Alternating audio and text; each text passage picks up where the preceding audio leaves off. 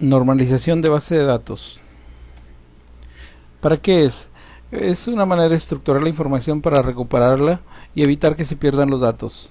La normalización es un proceso que consiste en aplicar una serie de reglas a las relaciones, reagrupar un conjunto de entidades manteniendo la relación.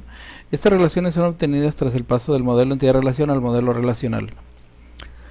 Las bases relacionales se normalizan para evitar la redundancia. Desde un punto de vista bien importante, la redundancia evita la duplicidad de la información, evitar problemas de actualización. Esa es la necesidad. Otra necesidad de la normalización es la integridad de los datos. Es el proceso de tener validando la información entre los tipos, las relaciones entre las tablas.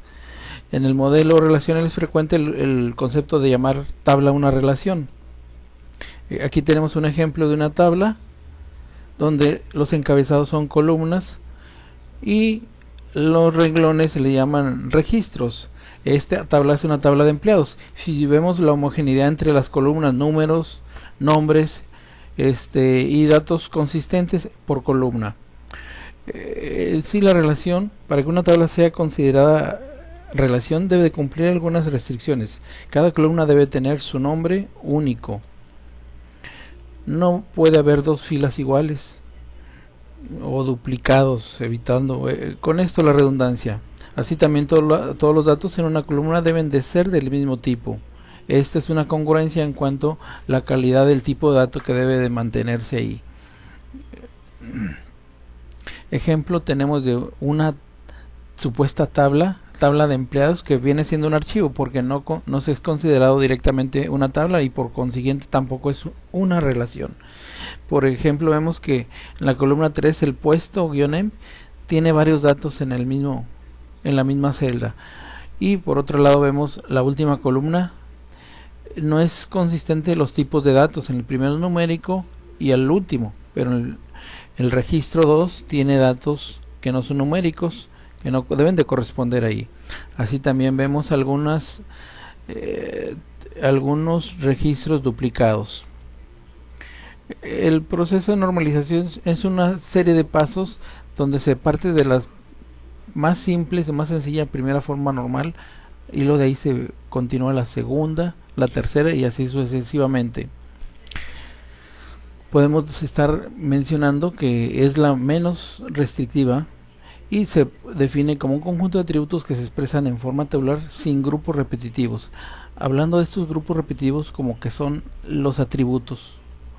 De forma más rígida, una entidad está en primera forma normal solo si todos sus atributos son atómicos. Estos atributos son los que se vienen confirmando como encabezados de columnas o nombres de columnas. El atributo atómico es un atributo que no puede dividirse en otros atributos. Aquí presentamos un archivo o un registro sin normalizar, donde vemos grupos repetitivos y los subrayamos en las partes inferiores como si fuera un archivo de 3 dimensiones. Vemos número de orden en un principio y al final la última columna total orden.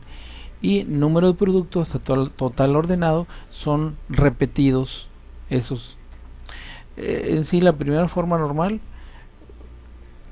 para pasarla a esa, se eliminan los atributos no atómicos. Entonces aquí se viene obteniendo del anterior registro no normalizado una relación llamada orden, especificando estas fechas que tienen un sentido de dependencia, y siguiendo con esto se tiene otra relación llamada orden producto, con esta misma especificación de flechas indicando dependencia, en este caso de dos atributos, número de orden y número producto. Y simplificando, la primera forma normal, aquí la vemos en forma de figura, cómo se pasa de un archivo no normalizado a primera forma normal, eliminando los campos repetitivos. Eso es en cuanto a la normalización en la primera forma normal. Muy bien.